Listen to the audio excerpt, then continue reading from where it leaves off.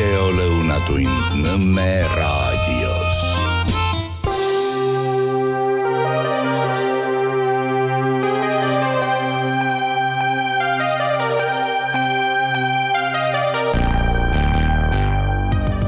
Tere hea ja mõtlev Nõmme raadio kuulaja, vaataja, minu nimi on Kertu Luiski ja see siin on Vabaduse hääl. Saade järjekorra numbriga 107. Pikk nädal on vahepeal olnud. Miks mulle tundub ta nii pikk? Sest ma tunnen, et mingi ahel on kuskilt või niit on läbi lõigatud. Seoses poliitikaga ma tunnen, sest teatud asjad ei ärrita mind enam. Ma suudan neutraalsemalt võtta toimuvat, sest et ma alistusin. On nii, siis on nii. Jah, on kohti, kus ma mõtlen, et oleks võinud teisiti teha. No kas või see, et mina ei helistanud tuttavaid isegi mitte läbi, inimesi poolvõõraid. Ma kuulsin siin teiste võtteid lihtsalt. Ei helistanud Facebookis inimesi läbi, sest ma arvasin, et minu 4 aastast tubli olemisest piisab. Ja ma ei olnud see 4 aastat tubli sellepärast, et valimised on tulemas, vaid ma lihtsalt tunnen, et kui ma olen kohalik, siis see ongi minu roll selle kohaliku elu eest seista. Ja need, kes tunnevad, et see ei ole vajalik, siis ma tunnen, et nad on need kohalikud, kes olude sunnil on siin ja kui olud muutuvad, on valmis lahkuma. Aga see, et seista selle eest, et siin oleks hea, ebamugav ja võib-olla isegi ohtlik. Ja see, mida mina olen teinud, on meedias pööratud peegelpilti, sest minu tegevus ilmselt on sellele, mis siin toimub, olnud ohuks.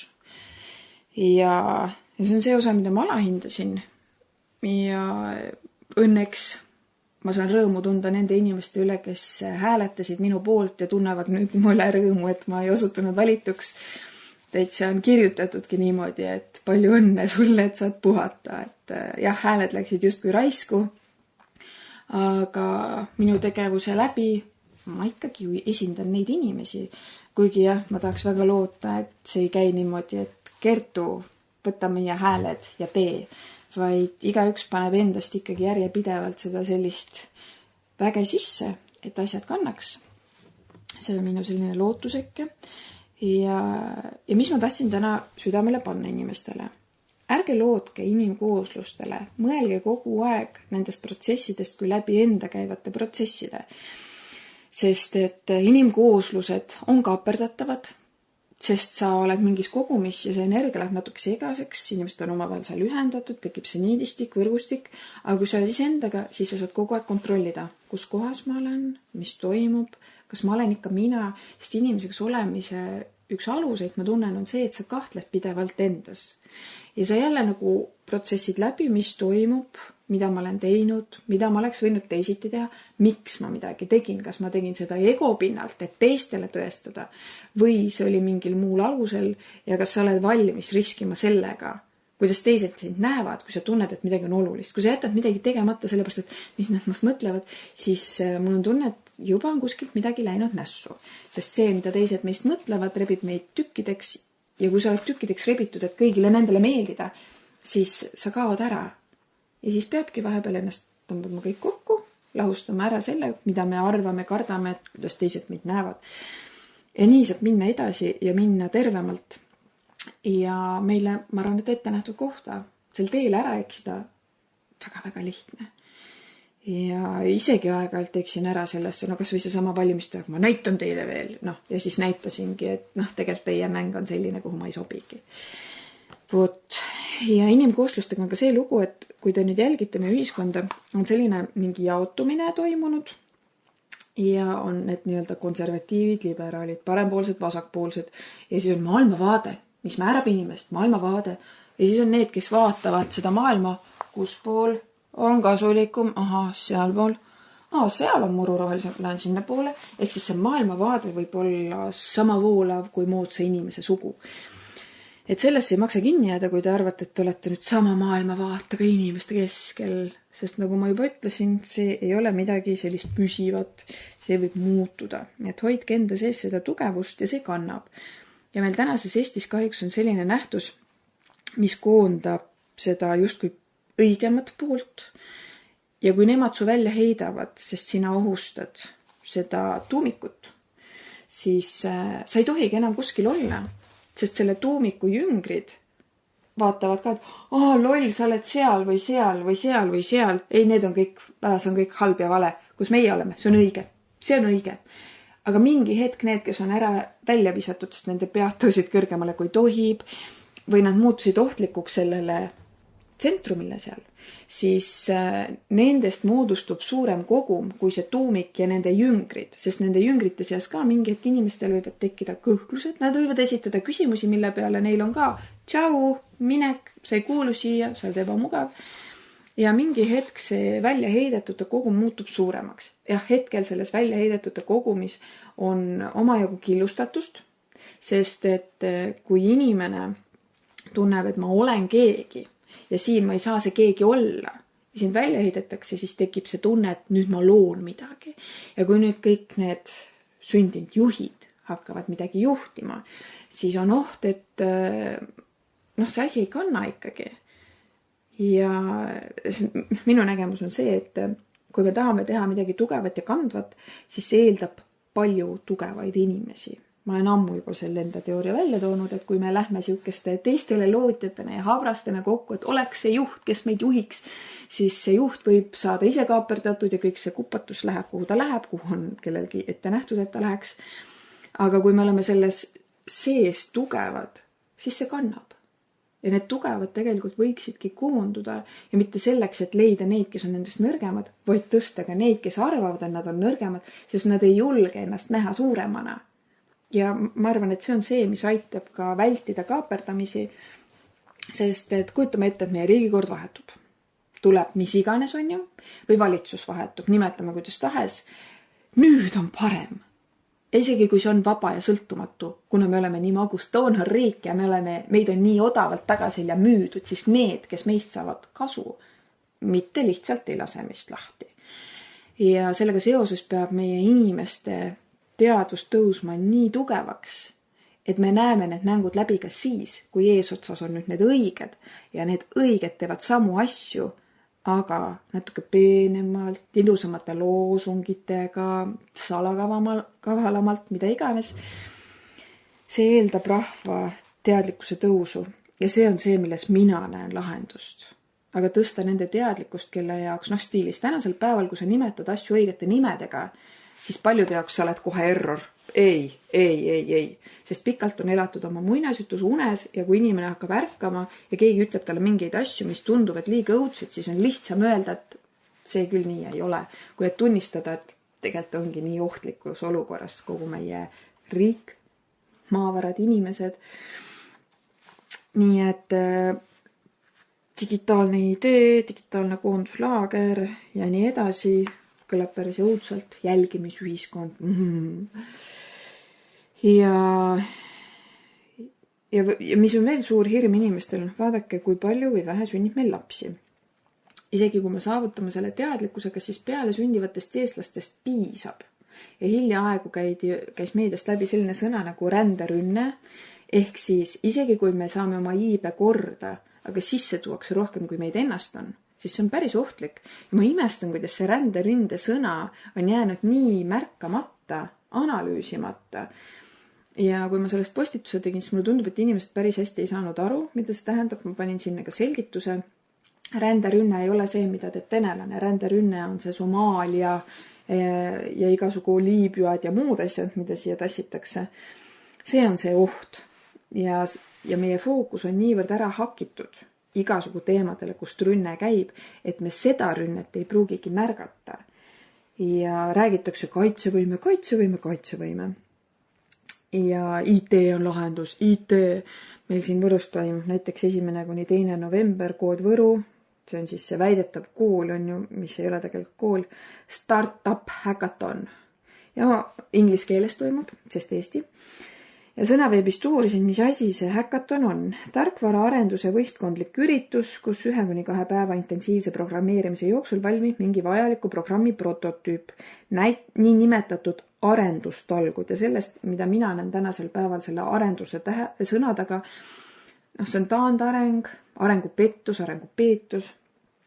ja sinna suunatakse meie tähelepanu, et me oleme IT-riks, me oleme hästi tugevad, on ju. Aga see on natuke seotud selle IB teemaga, sest IT-valdkonna inimesed, nii palju kui mina tean IT-valdkonna inimesi, nad ei ole väga pereinimesed. Et see on jälle selline üks viis, kuidas pushida üles mingi teema, mine sellele alale tööle, raha, fame, edu, kõik on hästi.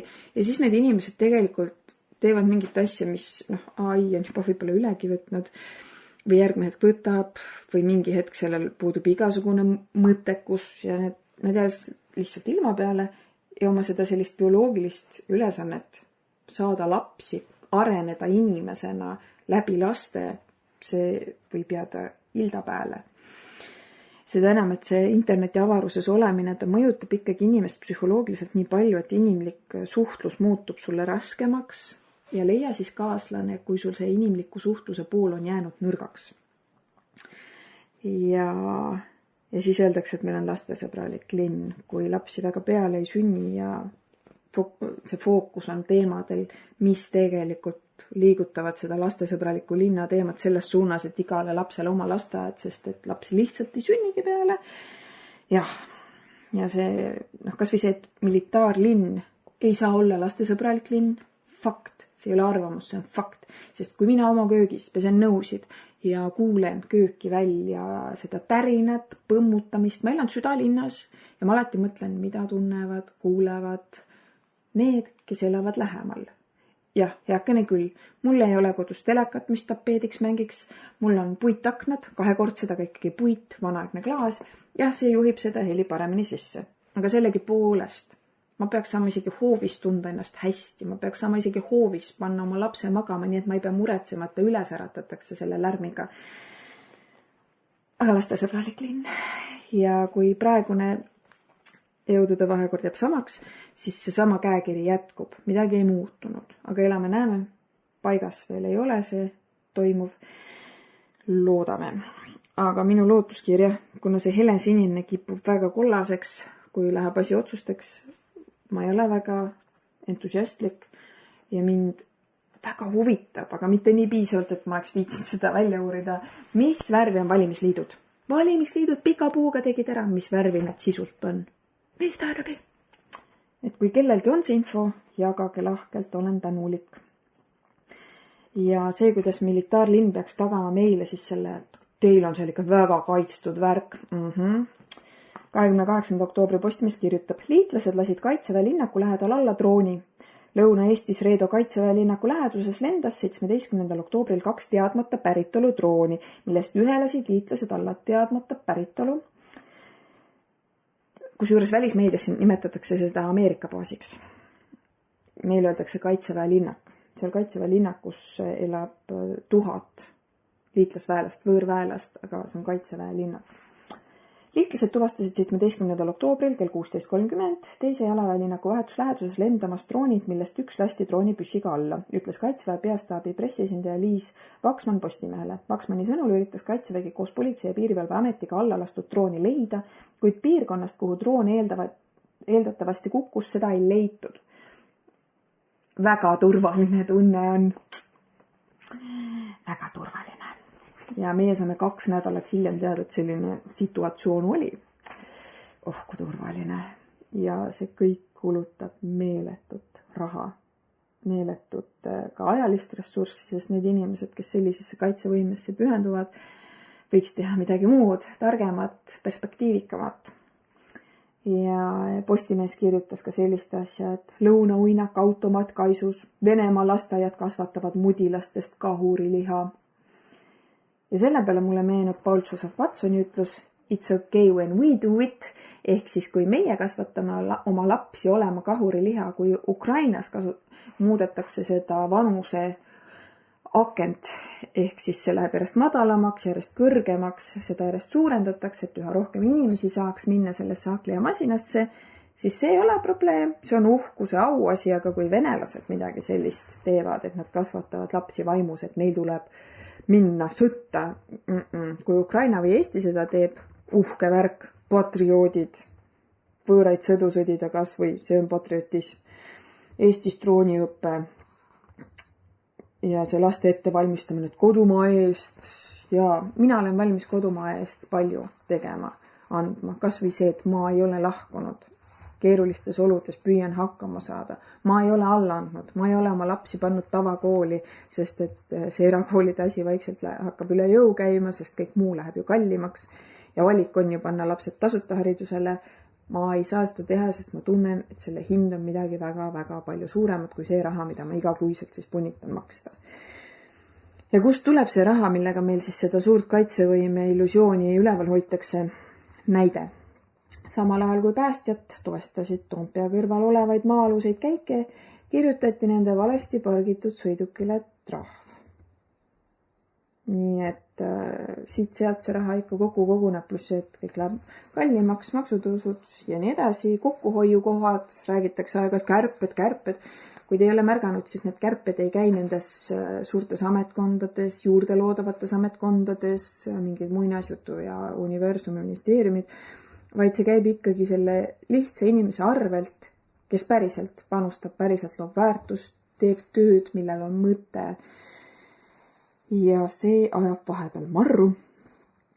Ja see ka, kuidas meie kodukaitset õõnestatakse. Uurige tuttavatelt, kes on siin hiljaaegu proovinud relvaluba saada. Üks oli isegi küsinud otse, kas te kardate rahvast, et üritate neilt relvad käest saada sellega, et teete selle relvaloa taotlemise nii keeruliseks või uuendamise isegi. Inimene, kellel on see võimekus olemas olnud, äkitselt avastab, et see uus test on ikka väga keeruline. Ja vastus oli jah, nad kardavad rahvast. Miks peaks meie politsei ja piirivalveamet kartma oma rahvast? Miks?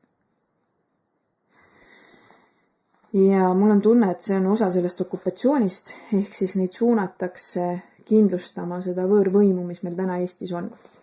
Eelmises saates ütlesin ka, mis asi on okupatsioon definitsioonilt. Ja üks kaevik, kus ka see selline, mõtlen nüüd, kuidas see õige sõnastus oleks, ühesõnaga. See okupatsiooni kindlustamine käib ka ühe teise kaeviku kaudu ja selle sõna on soodusfoor ja LGBT-tendus. Jah, ma ei teagi, mis see üks ja läbiv sõna oleks. Ilmselt segadus lihtsalt. Segadus pealekasvu seas. Ühesõnaga ei saagi seda toimuvat kokku võtta. Ja see ajupesu käib ekraanide kaudu ja seda enam mul on nii hea meel, et ma olen see nõme ema, kelle peale lapsed on vahepeal ikka väga kurjad, sest nende eakaaslastele on ju võimalus olla ekraanides. Ja mina siis, mis iganes asja me siin ette võtame, et ma pean omalt poolt pingutama rohkem. Selle võrra ma vahepeal tunnen, et minu meelerahu on häiritud, sest ma pean kogu aeg ei saa lastele öelda, et igavlege ja mõelge midagi välja. Nad on sellised väga kuidas ma ütlen, tugeva mootoriga lapsel on vaja ikkagi vahepeal ka mingit tegevust, väljaelamisvõimalust, nuputamisvõimalust, sest kui nad oma igavusest toimetavad, siis see on selline samade ristsõnade lahendamise moodi tunne, mul on tunne. Aga kui sa annad neile mingeid ülesandeid, väljakutseid, siis see kannab rohkem ja see rahuldab neid rohkem, mul on see tunne. Ja see on tehtav, kasvatada lapsi nutiseadmeteta. Ja see on päris keeruline, sest ümbritsev normaalsus on midagi muud.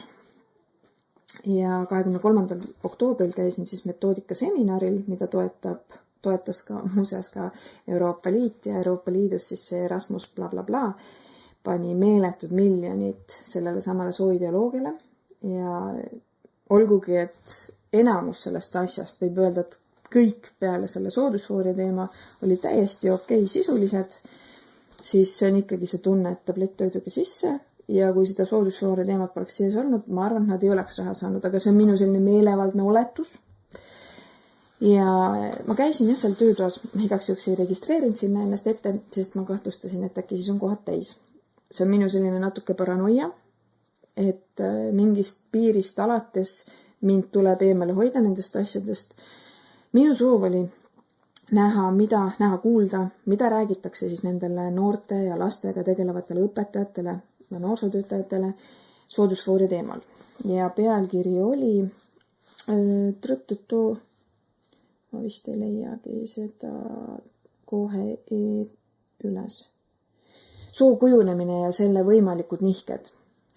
seal see läbiviija ütles ka, et ei teagi, millest see tuleb, et inimene sünnib ja siis ta on vales kehas, et kas on siis ema mingi rasedusaegne asi ja siis ma tõin välja, et ekraanide mõju ja seal ei olnud see, et ma läksin sinna lammutama. Väga sõbralik värk, ilusti kenasti rääkisime ja tegelikult see looduslikult esinev protsent, kus tõesti midagi on natuke nässu läinud, on nii kaduv olematu. Kui me lahutame sellest tehtest ära selle ajupesu ja propaganda ja selle sihiliku õõnestamise, nõrgestamise, kohitsemise, siis see looduslikult esinev protsent, mina olen selle poolt, et kui kellelgi on mingi, on see vaimupuue, ongi see päriselt vales kehas sündimine, sest meil on ju olemas ka täiesti selline meditsiiniline nähtus, kus inimene sünnibki mõlema soo suutunnustega, ehk siis loodusel tuleb ette vimkasid, aga see protsent on nii maru väike. Ja kui me elakski kaasa sellele, et kui kellelgi on mingi eripära, tõesti, on see siis intellektipuue, on see liitpuue, on see siis see sammune vales kehas sündimine, olgu nii, mis seal ikka. Aga antud juhul kasutatakse seda ära selleks, et õõnestada, kahjustada ja ma ei jõuagi niimoodi kuskil omadega, ma liiga pikalt räägin, vabandust. Igastahes siin väike Viktorini küsimus, kuna seal õpetati ka sõnu, et õpetajad ja noortega töötajad teaksid, millest noored räägivad, siis cissoolisus, kas te teate, head kuulajad, mida tähendab cissoolisus? Eesti keeles on see paiksoolisus, aga cissoolisus, mina mõtlesin, et õudu, aga paiksoolisus on olukord, kus inimese sooidentiteet kattub tema bioloogilise sooga. Paiksoolise inimese sooidentiteet või sooroll vastab sellele, mida ühiskond peab kohaseks tema soole. Paiksoolisuse vastand mõisteks on transsoolisus, ehk siis ei saa öelda normaalne, pead ütlema paiksooline. Ja siis see loengupidaja tõi välja, kuidas lesbidel ja geidel on ikkagi nii raske, kui palju esineb suitsiidsust. Suitsiidsus meil tänases ühiskonnas on täiesti normiks muutunud. Seal see protsent, mis välja toodi, et kuidas on seotud sellega, et kas inimene on lesbi või gei, ma arvan, et see ei ole kohane. Ja tõi ka välja, kui raske on lesbidel, geidel ja siis mina ütlesin, et aga naistel meestega ja meestel naistega on ka päris raske tegelikult. Et kui me võtame nüüd selle ühiskondliku mõõtme, et vaadatakse nagu viltu, siis see selleks, aga niimoodi argipäevas mehel naisega, naisel mehega on oluliselt keerulisem kui see, et sa oled naine naisega ja väga hästi mõistad ja saad aru ja nii, et ei ole see asi päris niimoodi ühte väravasse.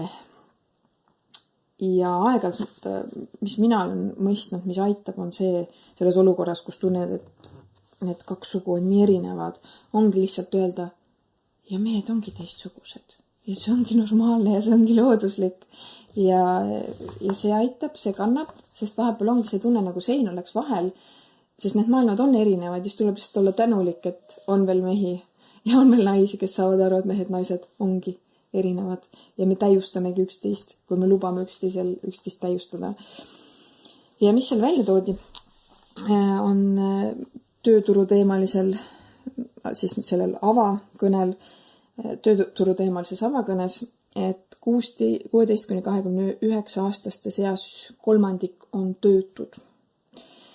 57,8% on eriala hariduseta. Ja see võib olla selle pressivili, et ülikooli. Aga kui see ülikooli struktuur, see ülesehitus, ma tean mitut täiskasvanud naist, kes on selle läbi käinud ja ütlevad, et see ei ole normaalne. See lihtsalt ei ole normaalne. Kui noor läheb sinna sisse, siis ta on nii roheline, et talle võib tunduda, et see ongi ülikool. Aga inimene, kellel on juba elukogemus, kes suudab näha seoseid, tema näeb läbi selle. Ja need, kes on olnud seal juba aastakümneid, kas nemad hakkavad sellele süsteemile vastu, kui nad näevad, et see ei toimi, see pigem lammutab seda arengut, manduma paneb inimesi, kes sinna tulevad. Nad ei saa ju minna oma toit ja käe vastu. Nii et sellised erialakoolid, kus sa saadki kohe ameti, see on see, millele vanemad võiksid pannagi rõhku, et laps saab mingi eluliselt olulise oskuse ja suurema tõenäosusega ta jää tööturult eemale. Ja mis see loengupidaja, selle kõnepidaja veel tõi välja, et et poliitilistel teemadel ja nii, et sellist vastandumist kodus, et seda ei tohiks nagu olla, sest et siis on ka raske tööturule niimoodi sisse pääseda ja suhetes on ka raske ja mina mõtlen, et kui sa satud töökollektiivi, kus sa ei saa väljendada oma seda, kuidas sa näed maailma, mingeid protsesse näed, siis see on üks päris nüri koht, kus olla. Pigem kasvatada inimesed nii tugevaks, nii selgrookseks, et mis iganes keskkonnas nad on, nad seisavad oma arusaamade eest, nad on valmis teistega suhtlema, selle suhtlemise käigus avastama oma arusaamadele mingeid siuksed momente, et võib-olla see on tõesti nii, ehk siis avatud meelega suhtlemises ja seeläbi ma arvan, et kasvavad hoopis kvaliteetsemad inimesed peale. Ja ma vaatan, räägin veel, kuna see seminar oli ka suunatud lastele, siis ma räägin veel laste teemal. Meil on siin see iibemure, on ju. Ja mina ikka aegalt trehvan selle suhtumise otsa, et üksikemad ja kärgpered ja on midagi nagu taunimisväärset. Nüüd võtke inimesed, kes te elate siin hoogsalt iibele kaasa, võtke ära tänasest Eestist üksikemade lapsed, kärgperede lapsed, mis teil jääb, kui palju meid siis oleks. Ja see tundub kuidagi nagu väga kõnts asi, mida teha, kui naine, kes on siiralt uskunud, unistanud, usaldanud, saab lapse ja ta saab väga valusa kogemuse. Ja ta sellegi poolest julgeb veel unistada, loota, uskuda, usaldada ja saab veel ühe lapse. See on nagu see koht, kus minu jaoks ma tunnen, et inimestel ei ole seda nagu ligimise armastust, et sa aktsepteerid, et kellegi elutee on olnud teistmoodi, on käinud raskemat teed pidi ja sa lihtsalt võtad selle ülbuse, et stiilis, et naine, kellel ei ühtegi last, ta on 35, tal on väga lihtne öelda, et erinevate meestega lapsed, ma ei tea, kuidagi nagu valesti vist elanud, või mingi meesterahvas, kes võib-olla ongi terve elu elanud ühe naisega ja see naine on lihtsalt nii ära tambitud, kas vaimselt või koguni füüsiliselt, et ta ei julgegi ära minna ja ta lihtsalt talub terve elu seda meest. Tulevad mingid haigused, teemad, sest su keha hakkab rääkima sinuga, et see ei ole sinu koht, kus olla. Ja sellel mehel on väga lihtne halvustada seda naist, kes on olude sunnil lihtsalt pidanud oma asjad pakkima ja minema eluga edasi. Ja ma tunnen, et see ei ole ainult see selline nagu mingi suguvõsa mustriteema, mida tuleb lahustada ja aru saada, kust kohast läheb see otsustamise osa nässu, kust kohast sa ei suuda adekvaatselt hinnata, kus on see muster valida teatud sorti mehi ja kus kohas on lihtsalt see ühiskondlik moraali koht, kus mehed ei olegi koduhoidjad ja kuidas muudetaksegi millekski ägedaks normaalseks see, kui sa oledki see, kuidas ma ütlen, see mees, kellel ei piisagi ühest naisest, olengi eluvend, tegija. Ja siis ongi see tunne, et aga võtke nüüd päris siiralt arvestada, kui need, keda te halvustate, ei oleks selle ühiskonna osad, kes ei oleks teinud neid raskeid otsuseid elus. Kus me siis oleks? Ja ma tean, et mina olen ka kohati selline, kas või see samune LGBT teema, ma olen ka kuidagi, kuidas see ikka, kus su ligimise armastus on. Vaadake, seal kohas ongi sel teemal minu ligimise armastuse, et selles segaduses suunatakse neid veel suuremasse segadusse. See teismelise ja varateismeline, hilisteismeline, isegi 20-ndates võib seda teismelise asja esile tulla. Siis seda kasutatakse kurjasti ära. Kui ma räägin sel teemal, siis minu sõnum on see, et mõistke, kust see segadus on alguse saanud.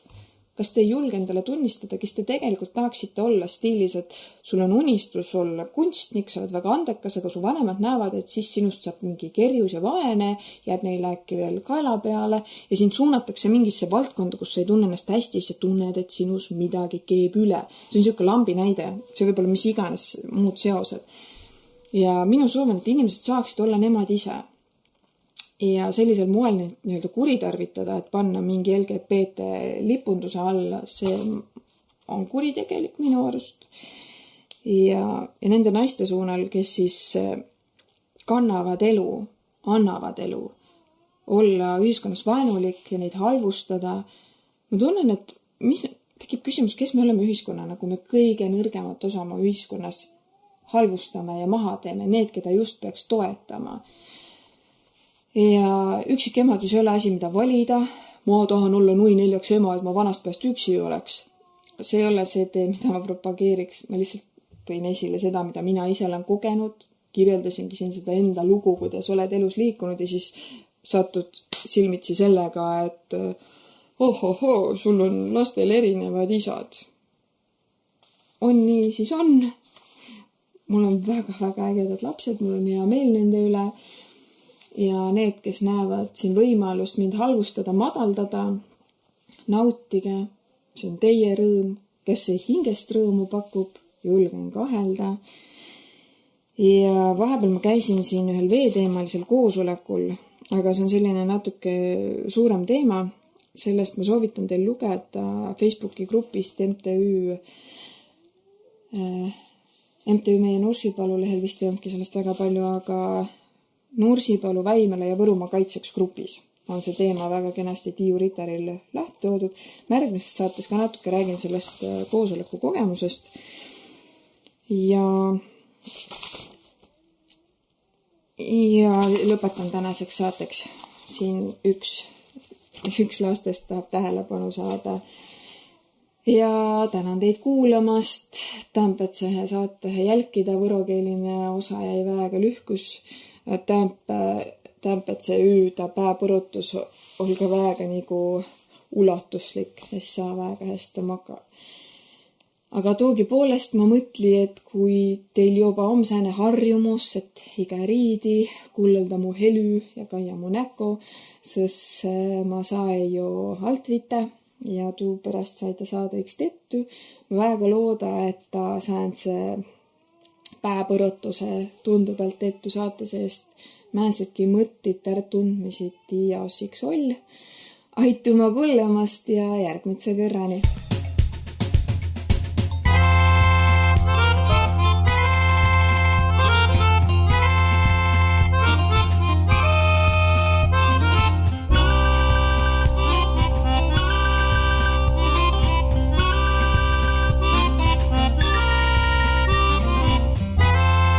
Saade on salvestatud 2025. aastal.